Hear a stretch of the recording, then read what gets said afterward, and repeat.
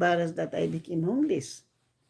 I live in the shelter. My body was full of bites on the bed bugs every day. It's a mess.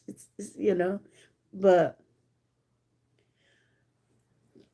because it's the camera is not allowed in the shelter, you know what I did is you know what I did? In the morning, I wake up at 4:30 in the morning, getting ready to go to work, getting a shower, eat breakfast, run away outside and catch the bus.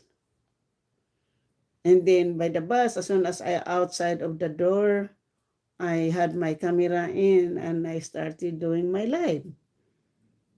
And then I stay in the mall, in the shopping mall, because I work in the shopping mall.